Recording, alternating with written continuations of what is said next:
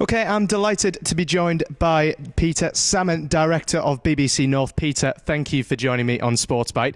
First of all, what are your thoughts on how we as a country can continue the Olympic legacy through our sports coverage? Well, I think we're all doing the difficult times. It's a bit of a challenge. Public spending cuts, all sorts of things to contend with. But I think there's a spirit and an enthusiasm and that kind of wave of euphoria. We've made lots of new stars, haven't we? People popping up on.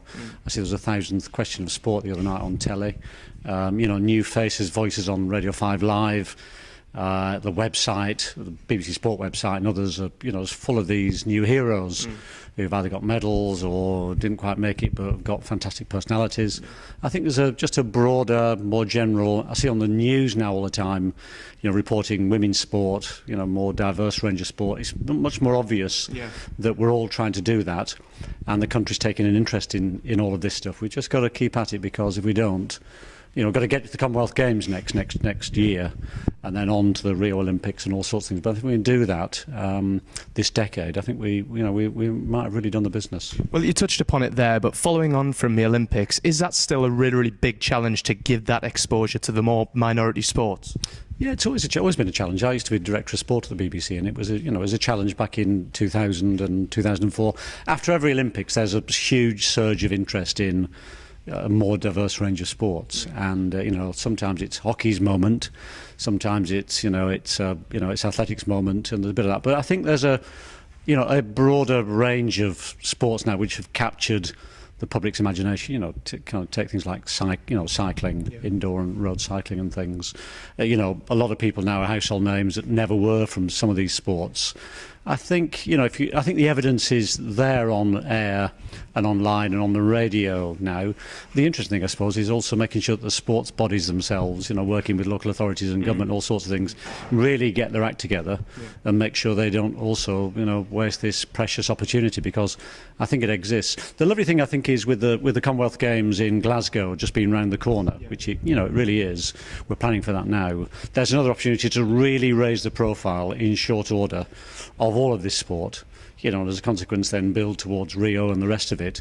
So I don't think it's going to be out, there might be a kind of bit of a dip, but I don't think it's going to be out of the limelight for long. It feels to me like it's real and tangible, and there's some evidence, but we're doing it in tough times. Well, I certainly agree with you there, but I mean, we live in an age right now where technological developments occur every single day, it seems. What are your views on the technological advancements within the media industry and almost the benefits of social media too?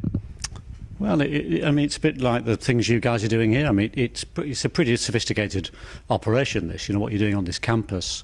Now you're working with your own sports. The layering, the different overlapping networks of output, the ways you can, the call to arms through social media, all the rest of it. So the way you can use all of this stuff, like an orchestra with one section doing this, another section doing that. The most brilliant people, I think, are orchestrating that whole sound, aren't they? You maybe can't do it entirely with kind of student facilities, but that's the job of someone like the BBC or Sky, or I presume BT, or another big entrant that you guys are probably thinking of working for. Is how do you make it all work in a synchronous way, so that sports users like myself, who on the phone, want it on a tablet, want it on the telly, want it on the radio. All of these devices are kind of talking to each other. There's never been a more interesting and more challenging time, because the audience is pushing us. The story of the Olympics was a digital story, and things will never be the same again with sports production and reporting and presentation again. It's just kind of happening in front of our eyes.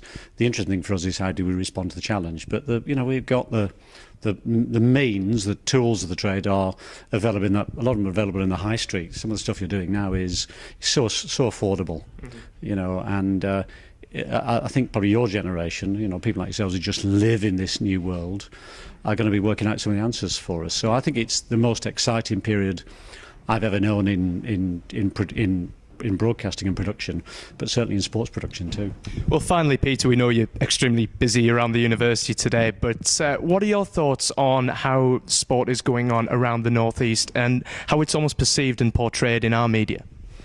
Well, I think it's pretty fantastic. I mean, the football story is amazing here, isn't it? I mean, you know, it always has been.